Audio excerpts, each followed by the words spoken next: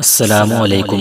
عورتیں اور عورتوں کے بارے میں تم اللہ سے ڈرو، کیونکہ تم نے انہیں اللہ کی امانت کے ساتھ لیا ہے اور اللہ کے کلمے کے ذریعے حلال کیا ہے۔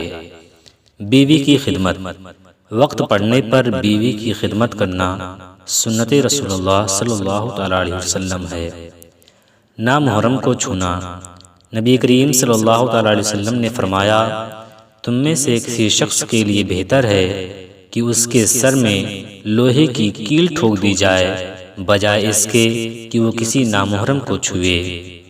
منافق کی 3 نشانیاں ہیں: بات کرے تو جھوٹ بولے، وعدہ خلافی کرے، امانت میں خیانت کرے۔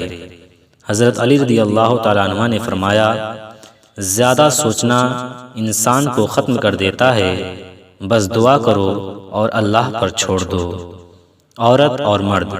اگر عورت مرد کو اپنی آنکھوں سے محنت مزدوری کرنا دیکھ لے تو میرا یقین ہے کہ عورت کے مرد ذات سے سارے گلے شکوے دور ہو جائیں گے۔ بدکار عورت۔ اپنی نظروں کو سنبھال اے ابن آدم، ہر ضرورت مند عورت بدکار نہیں ہوتی۔ مرد عورت کی دوستی۔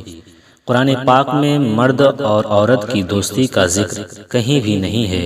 اس متعلق اللہ پاک نے فرمایا ہے، اور جو تمہیں پسند ہو اس کے ساتھ نکاح کرو۔ باپ۔ اولاد کو نئے جوتے اور کپڑوں میں دیکھ کر خود پرانے جوتے اور کپڑے پہن کر مسکرانے والی ہستی کو باپ کہتے ہیں۔ خانہ کعبہ کی اذان۔ خانہ کعبہ کی اذان اور حجر اسود کا دیدار اللہ تعالی مجھے اور اس پوسٹ پڑھنے والے کو بار بار نصیب فرمائے، آمین۔